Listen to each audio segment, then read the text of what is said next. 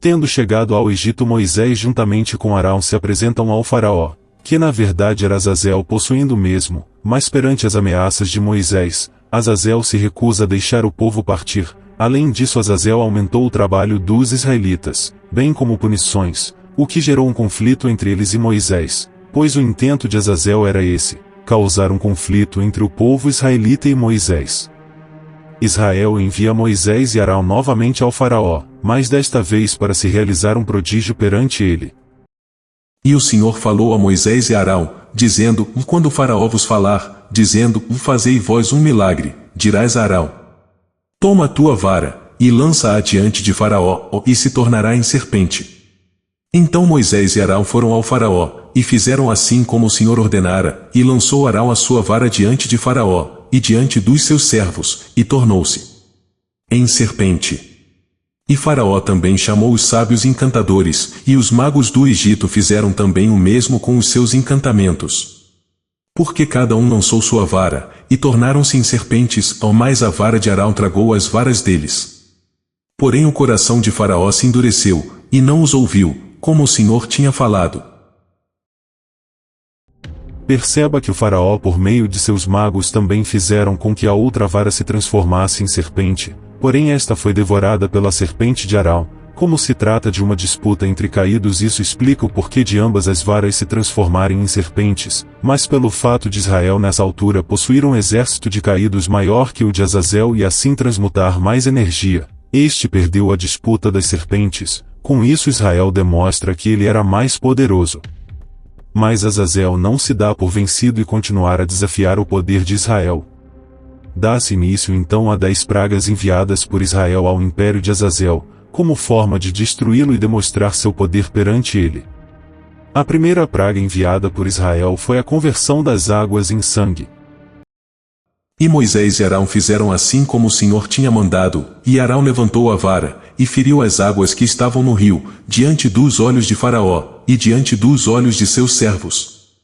E todas as águas do rio se tornaram em sangue, e os peixes, que estavam no rio, morreram, e o rio cheirou mal, e os egípcios não podiam beber a água do rio, e houve sangue por toda a terra do Egito. Porém os magos do Egito também fizeram o mesmo com os seus encantamentos, de modo que o coração de Faraó se endureceu, e não os ouviu, como o Senhor tinha dito. E virou-se Faraó, e foi para sua casa, ou nem se preocupou com esse prodígio. Veja que mais uma vez o faraó se utiliza de seus magos, de modo a tentar combater a praga enviada por Israel, o que na verdade eram os anjos de Azazel usando seus poderes para combater as forças dos anjos de Israel, já que ali havia uma guerra entre os dois lados, de modo que ambos usavam seus poderes para guerrear, por isso que o faraó, o próprio Azazel, não se preocupava, pois acreditava bater de frente contra Israel. A segunda praga enviada por Israel foram as rãs. Disse mais o Senhor a Moisés, dize a Arão, estende a tua mão com tua vara sobre as correntes, e sobre os rios, e sobre os tanques, e faze subir rãs sobre a terra do Egito. E Arão estendeu a sua mão sobre as águas do Egito, e subiram rãs, e cobriram a terra do Egito.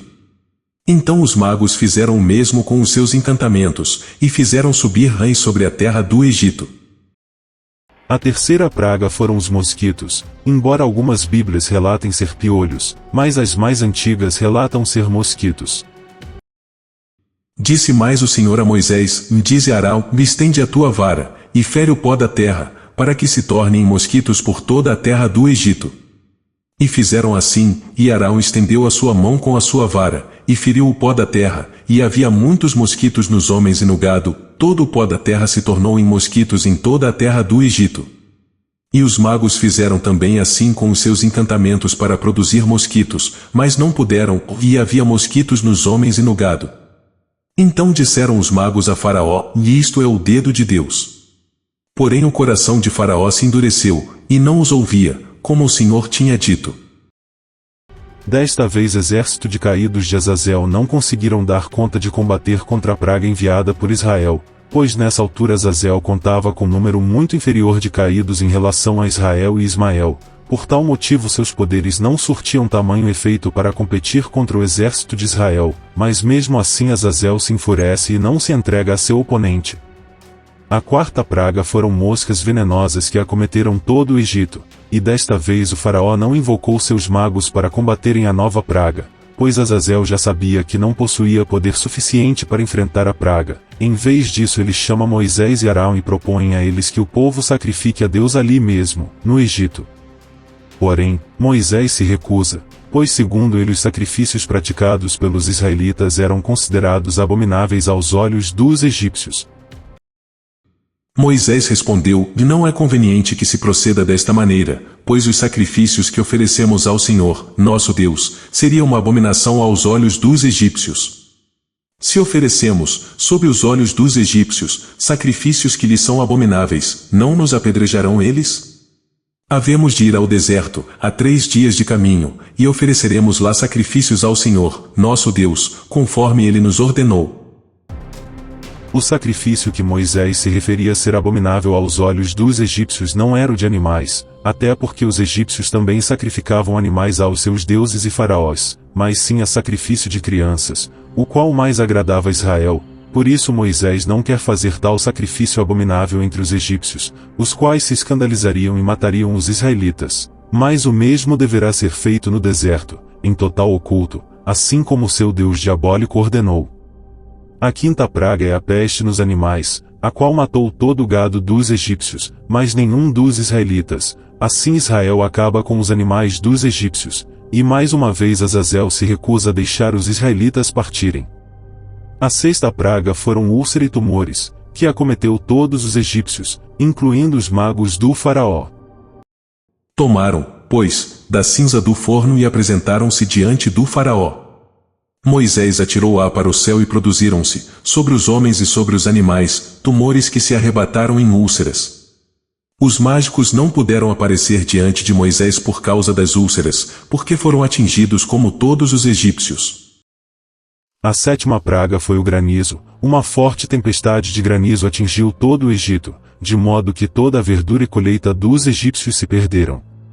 A oitava praga foram os gafanhotos, os quais destruíram um pouco o resto de plantação que havia sobrado da praga anterior.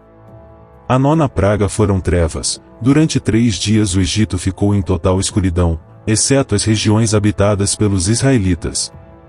Desta vez o faraó ficou ainda mais enfurecido, e ameaçou matar Moisés caso voltasse a se apresentar perante ele. Afinal o caos reinava no Egito, pessoas doentes, sem animais, plantação, e pessoas totalmente desesperadas. Azazel via seu império ser devastado, e ainda faltava a última praga, e a mais terrível, a morte de todos os primogênitos do Egito.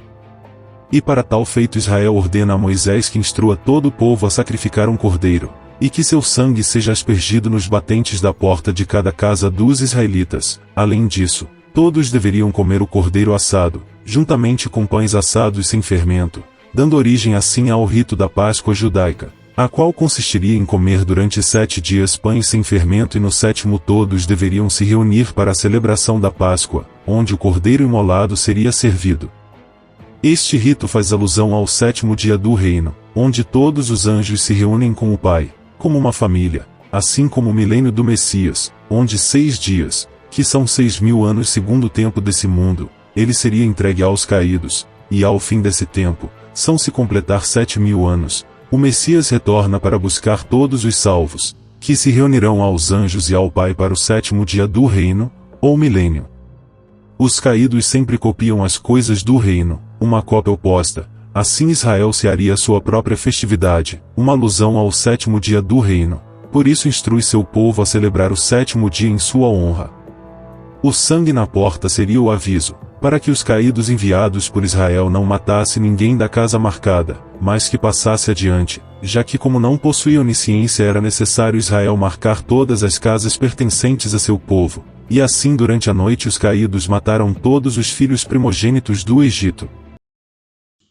Pelo meio da noite, o Senhor feriu todos os primogênitos no Egito, desde o primogênito do faraó, que devia assentar-se no trono, até o primogênito do cativo que estava no cárcere, e todos os primogênitos dos animais.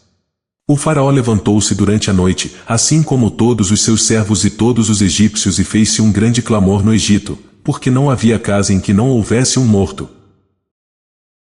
E Israel tinha um motivo particular de matar somente os filhos primogênitos, já que ele foi o segundo anjo criado pelo Pai, sendo antecedido pelo Messias, o primogênito do Pai. Logo ele tinha uma aversão aos filhos que eram primogênitos, e ao matar todos os primogênitos do Egito ele faz uma provocação ao Messias, de que ele futuramente faria o mesmo com ele, assim que viesse a essa terra.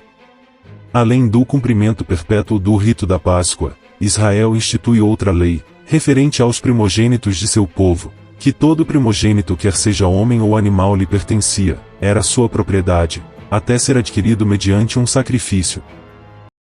Consagrarás ao Senhor todo o primogênito, ou mesmo os primogênitos de teus animais, os machos, serão do Senhor.